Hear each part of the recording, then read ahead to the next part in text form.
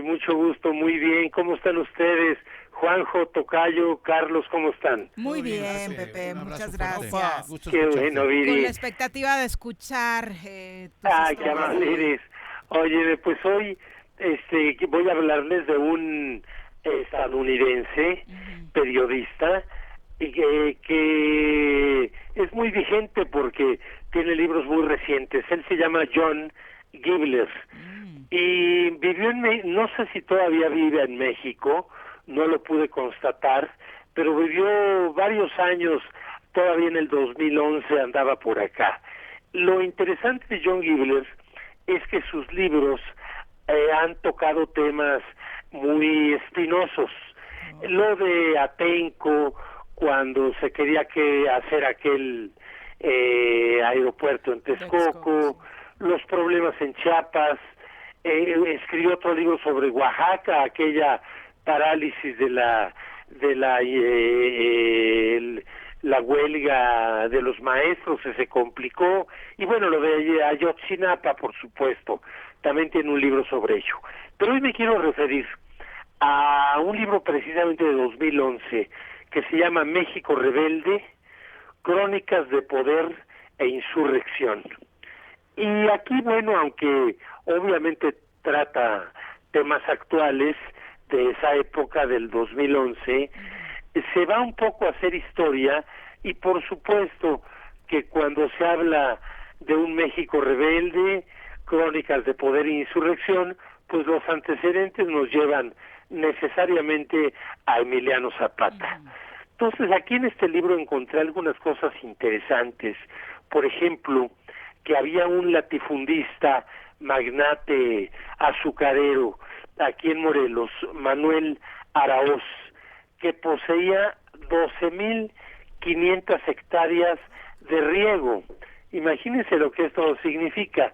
Y dice Gibler, a propósito de los abusos de los latifundistas en contra de los campesinos, precisamente pues lo que provocó el levantamiento de Zapata, dice Gibler, para despojar a los campesinos de sus propiedades, los latifundistas como Araoz tenían que recurrir a maniobras políticas y judiciales, a confiscaciones, fallos judiciales, juicios hipotecarios y títulos de propiedad impugnables. 2 años antes de la Revolución Mexicana, 17 latifundistas eran dueños de la mayoría de las tierras de riego del estado de Morelos, 25% de la superficie total. Bueno, es un tema que conocemos mucho, pero estas cifras desde luego impactan, claro que sí. Y luego, bueno, ya sabemos que el desenlace inmediato al levantamiento de Zapatista pues fue la traición que Madero hizo en contra de los principios zapatistas. Dice Gibler, cuando Madero hizo su llamado a un levantamiento nacional para derrocar a Porfirio Díaz el 20 de noviembre, la muy local y terrenal rebelión de agricultores de Anenecuilco no solo se unió, sino que superó en mucho los limitados fines electorales de los maderistas. Pues sí, ya sabemos, y sobre todo los hechos lo mostraron después, que Madero lo único que quería era un cambio de gobierno para acabar con una dictadura de 35 años, pero no hubo ningún cambio de fondo.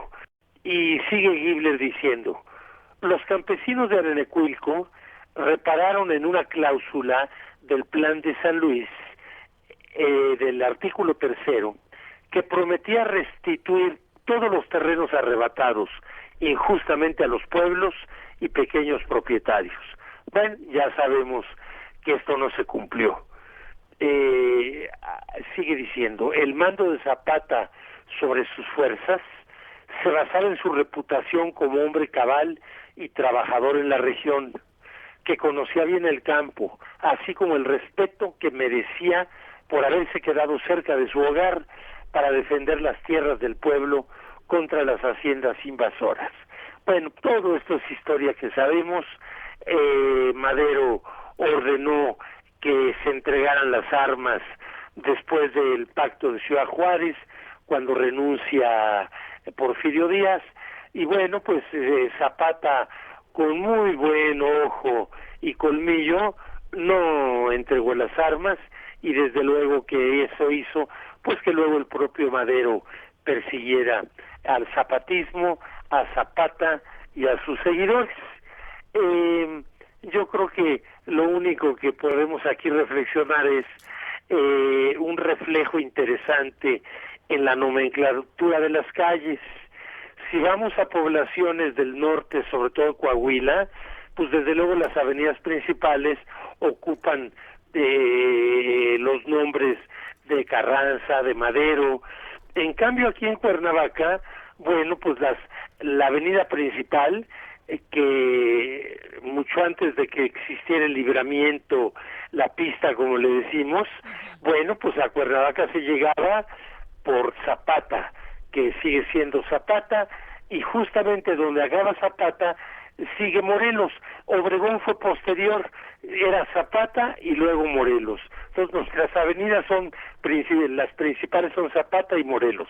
Tan larga Morelos que bueno, hay Morelos Sur, Morelos Centro, y la verdad es que los jóvenes no saben que cuando no existía el libramiento, Cuernavaca, como cualquier pueblito de provincia, la calle principal era la carretera que lo cruzaba, y la carretera que lo cruzaba pues era la hoy llamada carretera federal, la libre, que llega a donde estaba la estatua de Zapata, comienza Zapata y cruza la ciudad y acaba Morelos precisamente en el Polvorín, porque atravesaba, bueno, ahora es ciudad, pero en aquellos tiempos un pueblo. En fin, Viri y amigos, pues una reflexión que vincula la historia con las nomenclaturas de las calles actuales. Sin duda, y además, como siempre, aprendiendo sobre autores que regularmente no tienen tanta notoriedad.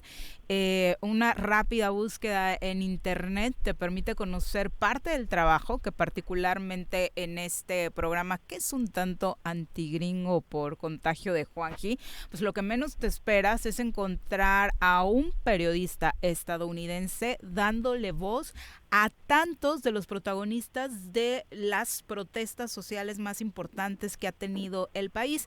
En una breve descripción que hace una de las editoriales que publica a Gibler, dice, si me permites compartirlo, Pepe, dice: John Gibler es omnipresente. Lo encontramos en las calles ardientes de Oaxaca, en el lodazal de una vereda rumbo a alguna comunidad zapatista asediada por grupos paramilitares, en medio de la represión en el poblado de Atenco, en una marcha contra la violencia por el fraude electoral en la Ciudad de México. Le da la vuelta en cualquier callejuela de cualquier estado del México oprimido. Desde 2006, a propósito de su llegada por el fraude electoral, pues decidió quedarse en el país y precisamente ha hecho un innumerable número de publicaciones al respecto, una de las más importantes y de mayor trascendencia a nivel internacional, Una historia oral de la infamia, a propósito de Ayotzinapa. Exactamente, Viri, ese es Gibler, y qué bueno que nos has leído esa parte, porque ciertamente lo que ha hecho Gibler es darle voz a los perseguidos. Y bueno, pues históricamente nuestro perseguido de oro fue precisamente Emiliano Zapata. Sin duda.